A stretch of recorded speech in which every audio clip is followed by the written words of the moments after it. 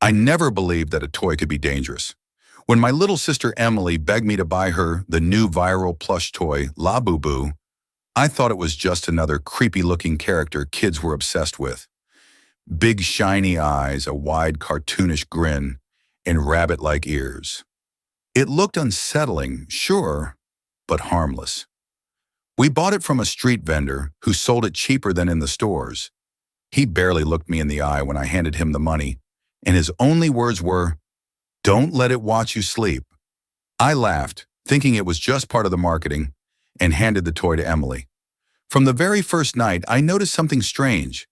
Emily placed Labubu on her shelf, facing her bed. She was excited, hugging it tightly before falling asleep. Around 2 a.m., I woke up to the sound of giggles coming from her room. At first, I thought she was watching TikToks, but when I opened the door, she was fast asleep. The sound, it wasn't her voice. It was higher pitched, almost like a whisper repeating, "Play, play with me." Labubu was sitting on the edge of her bed, not on the shelf where she had left it. I told myself I must have been tired and moved it back. But each night the toy moved again. Sometimes it was sitting closer to her, sometimes its head was turned toward the door, toward me. On the fourth night, things escalated. I woke up gasping for air. It felt like someone was sitting on my chest. I opened my eyes, and in the dim moonlight, I saw a small shadow crouched over me. Huge eyes, a grin too wide for its face, the plush toy. But Labubu wasn't soft anymore. Its fur looked damp, matted, and its teeth, real teeth, glistened in the dark. I froze. The only thing I could do was shut my eyes. When I opened them again, it was gone. Back in Emily's room. I wanted to throw it away, but Emily cried and screamed when I suggested it. She said Labubu talks to her and tells her secrets. When I pressed her, she whispered something that made my blood run cold. He said if I don't play with him, he'll play with you. That night I locked Labubu in the basement. I could hear scratching from under the floorboards until morning. The walls seemed to vibrate with faint laughter. When I went to check, the toy was gone. The basement door stood wide open. The following days turned into a nightmare. Doors creaked open on their own. I heard footsteps scurrying across the hallway at night, and Emily's behavior changed. She became pale, distant, and her once bright eyes looked hollow. She kept humming a strange lullaby, one I had never heard before, while clutching Labubu in her arms. Then came the final night. I woke to Emily screaming. I ran to her room, but what I saw is burned into my mind forever. Labubu was towering over her, no longer a plush, but a creature of flesh, fur, and bone. Its smile stretched from ear to ear. Its claws sunk into the wooden floor, and its eyes glowed with a hunger that wasn't human. Emily was frozen in her bed, paralyzed in terror. "Playtime is over," it hissed. I grabbed Emily and ran. Behind us, the house shook with laughter, as if the walls themselves were alive. We never went back. People online say Labubu is just a toy, cute, collectible, a silly internet trend. But I know the truth. If you see one staring at you with that strange grin, don't take it home. And if you already have one, don't let it watch you sleep. For weeks after we escaped, Emily refused to speak about what happened. She wouldn't sleep without the lights on, and every time I passed by her room, I caught her staring at the shadows in the corners, as if expecting Labubu to crawl out again. I thought leaving the house had solved everything, but I was wrong. The first sign came one night in our new apartment. I woke to the sound of tapping, soft, rhythmic, like claws against glass. I checked the window, nothing. But when I turned back to my bed, my stomach dropped. On my desk sat a piece of paper. In childish handwriting, scrawled across the page were 3 words, "Play with me." Emily swore she hadn't written it. Her hands shook as she showed me something even worse. Deep scratches carved into her wooden dresser. Not random marks, letters, spelling out 6B. It didn't make sense. We had moved across the city. How could it follow us? The next night, I locked Emily's door and stayed awake. determined to catch whatever was tormenting us. At exactly 3:12 a.m., I heard it again. Giggles. Not from the hallway, inside her room. I rushed in and froze. Labubu was there, sitting on her bed grinning, its glassy eyes fixed directly on me. But this time, Emily wasn't afraid. She was laughing with it, whispering things I couldn't hear. "Emily," I begged, "step away from it." She slowly turned her head toward me.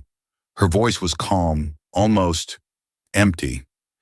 "He says you're too old to play. He wants me now." Her smile mirrored his, wide, unnatural. I grabbed her arm and pulled her away, but the toy's head snapped toward me. Its grin stretched wider, showing rows of sharp, jagged teeth. The room went cold and the lights flickered violently. For a moment, I swear the walls themselves began to pulse, like they were alive. I threw Labubu into the fireplace and lit it. The flames roared, swallowing its furry body. For a brief moment, I felt relief, but then the toy screamed, an ear-piercing, inhuman shriek. Its eyes glowed white-hot before bursting into ash. Emily fainted in my arms. I thought it was over. But last night, when I tucked her into bed, she whispered something that made my blood run cold. "Don't worry. He promised he'll come back. He said burning him only made him stronger." And then she giggled, not her laugh, his.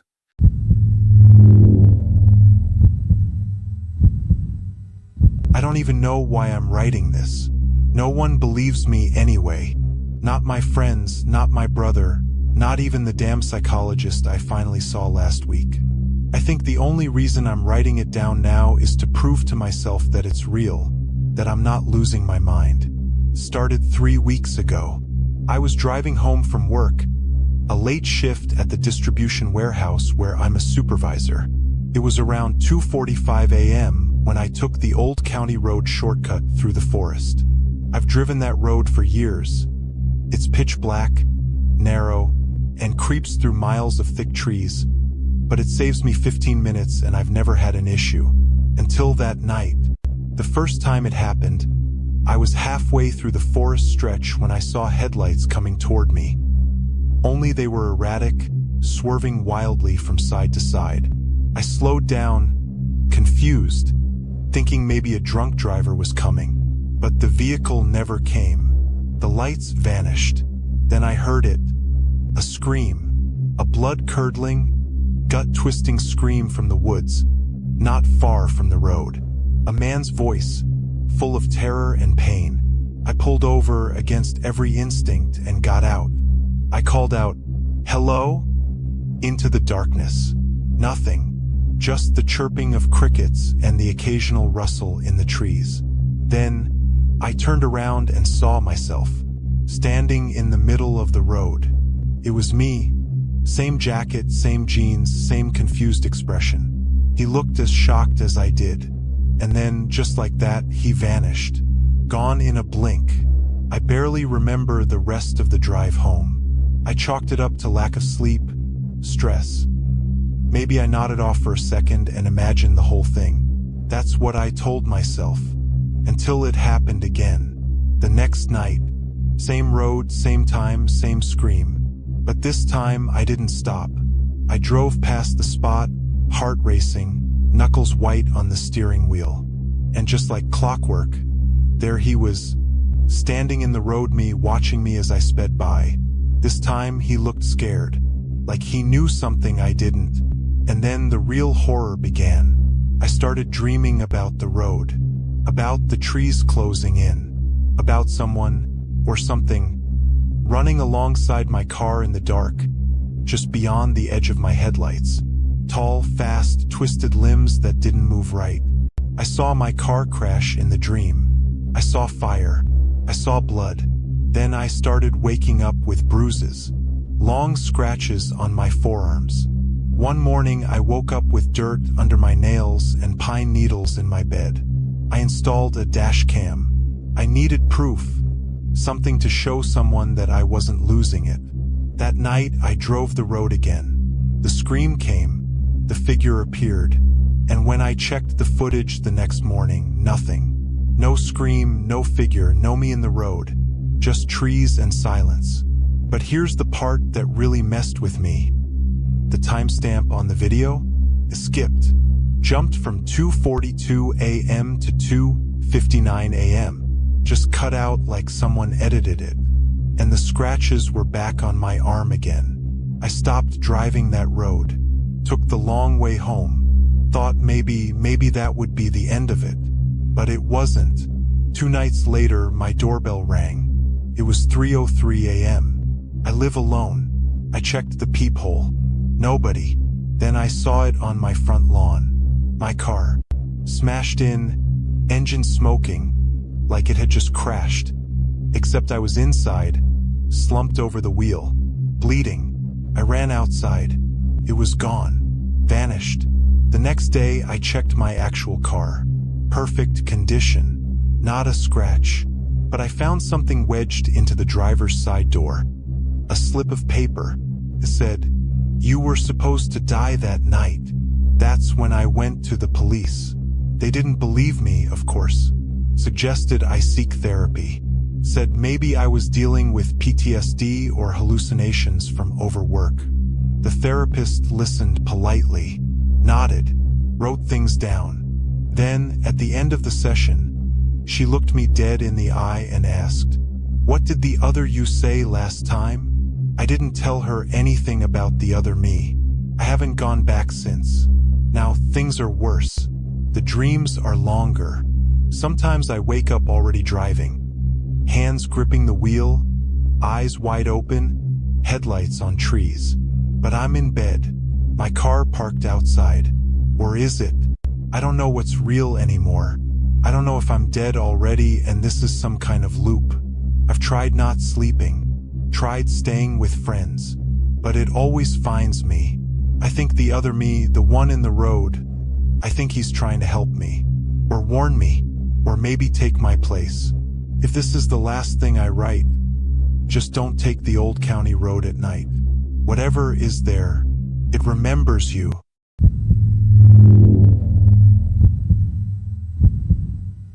I was in my apartment watching TV after a long shift at the warehouse.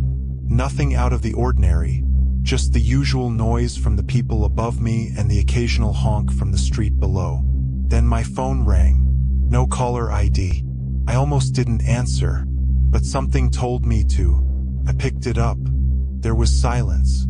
"Hello," I said, annoyed. Probably a scam call, I thought. Then a whisper. "Don't go to work tomorrow." That was it. Then a click. I just sat there for a second. Phone still in my hand. Heart suddenly beating faster. I redialed the number, of course, but it was unreachable. Just a generic "this number is not in service" message. I didn't sleep well that night. Every sound outside made me jump. But by morning, I convinced myself it was a prank. Some bored loser messing around. So I went to work. The warehouse was unusually quiet. A few guys were out sick and the manager looked stressed out. I didn't mention the call. What was I supposed to say? Around noon, something happened. A section of the scaffolding collapsed. One of the guys, Luis, was standing right underneath. The beam missed him by inches. Had he taken one more step, he would have been crushed. Everyone freaked out, of course. They shut down the floor and called in inspectors. Some said it was poor maintenance. Others said it was sabotage. All I could think about was that phone call. That night, it rang again. Same hidden number. Same voice. This time it whispered, "Don't go outside tomorrow. Stay inside." I sat frozen. "Who is this?" I demanded. "How do you know these things?" No answer. Just a faint static hum. Then it disconnected. Now I was scared. This time I listened. I called in sick the next day. Stayed home. Locked the doors. Drew the blinds. The hours crawled by. I kept checking the news, expecting something awful. At 5:37 p.m., I heard sirens outside. Lots of them. There'd been a gas explosion just down the street. Some kind of leak in the sewer system. A few people were injured, one guy killed. I would have passed through that exact intersection on my way home, around that same time. The calls kept coming. Every night, same whispery voice. Each time a warning about the next day. And every time something happened. A car crash I would have been in. A robbery at the convenience store I always visited. A fire in my friend's apartment building. He was out of town, but I was supposed to stop by and feed his cat. I didn't go. It was like someone was watching my life, predicting the danger and steering me around it. But I never got answers. No matter how many times I begged the voice to tell me who they were, or how they knew these things, it stayed silent. Just the warning, then silence. Weeks went by like this. Then the messages started to change. One night the voice whispered, "You're safe now." I didn't get a call the next night, or the night after. Nothing. I should have been relieved, but I wasn't. I started to feel watched, like something had shifted. One night, I caught a reflection in my living room window, not my own. Someone, or something, standing just behind me. When I turned, there was nothing there, but the feeling of being watched wouldn't go away. Then I started dreaming. Always the same dream. A dark hallway, and at the end, a door with a number carved into it, 313. I always woke up before I reached it. One night, I finally made it to the door. In the dream, I reached out and opened it. Inside was a small, dark room. A single phone sat on a table. It rang once, then stopped, and I woke up. The next day, my phone rang again. No caller ID. I answered it with a dry mouth. But this time, it wasn't a warning. It was me, my own voice, saying, "You ignored the signs. Now it's coming for you." Then silence.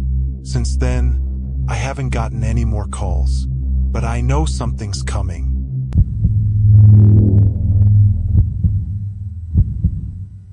I used to work night shifts at a small, local radio station tucked away in northern Idaho. We were barely on the air, just a blip in the middle of nowhere. But the owner paid cash and didn't ask questions, and that was good enough for me back then. My shift was from midnight to 6 a.m. It was lonely, sure, but I didn't mind. Most nights, I'd sit in the booth with a thermos of coffee, playing pre-recorded shows or taking the occasional call from a trucker passing through. But one night in late November, everything changed. Started just after 2:15 a.m. I was halfway through a local news segment when all the station lights flickered, just for a second. That wasn't totally unusual. The building was old, and the wiring was worse. But then the monitor in front of me began to glitch. Not freeze. Glitch. Like static, but not random. Showed something. A shape. A face? Couldn't tell. Then the phone rang. I answered. KQBR Radio, Midnight Drive. You're on the air. There was no voice. Just breathing. Slow, steady, right into the phone. Hello? I asked again. But the breathing continued for several more seconds before a voice, low and gravelly, whispered, "You shouldn't be there." Click. Deadline. I sat there frozen. That voice didn't sound like a prank. It felt off, like it came from somewhere deep, somewhere old. I brushed it off the best I could. Maybe just a bored trucker trying to mess with me. About 15 minutes later, I looked at the security monitors. We had one camera on the front parking lot, one on the back exit.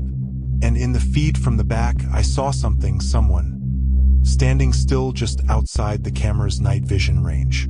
A tall figure, not moving, just there. I rushed to the back door and peeked through the window. Nothing. When I returned to the booth, the monitors were off. Not black, off. Like they had never been plugged in. That was when the on-air system started broadcasting something I didn't queue up. It was a voice, my voice, reading last week's weather report.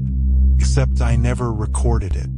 And in the background, behind my own words, I could hear whispering, like a crowd of voices murmuring under my breath. I pulled the plug on the system. Literally, the sound kept going. The entire building suddenly felt cold. Not winter cold, dead cold. Like something inside had sucked out all the warmth. I stepped outside for fresh air and found something scratched into the wooden frame of the back door. It said, "You hear US now." I swear to you that was never there before. I didn't go back inside right away. I stood there under the flickering floodlight, trying to decide whether I should just leave. But then the floodlight blinked and turned off, and I heard the radio still running inside, even though I had pulled the plug. And the voice on the radio said my name. Clearly, it didn't say anything else. Just my name repeated, over and over, louder and louder until it didn't sound like a human voice anymore. It became a layered screech, like metal tearing against metal, like 1,000 insects screaming. I ran back in and grabbed my keys. As I turned to leave, I looked at the booth one last time, and I swear, there was someone sitting in my chair, facing the wall. They didn't move. They didn't turn around. They just sat motionless. I didn't stay to figure it out. I got in my truck and drove straight home. I quit the next day. No one ever answered when I called the owner. When I went back during the daytime with a friend, the building was abandoned. No equipment, no furniture, no booth, just dust and silence. The weirdest part? The place looked like it hadn't been used in years. But I know what I saw, and sometimes, late at night when I'm scanning the stations for something to help me sleep, I'll come across static, and then I'll hear my own voice, reading last week's weather.